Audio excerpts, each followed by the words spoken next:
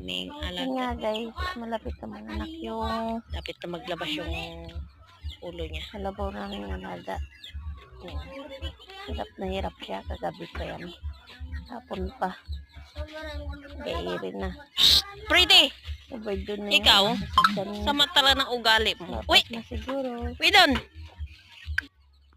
Uy! Uy! Kung pandak ka. Pandaki ka talaga ah.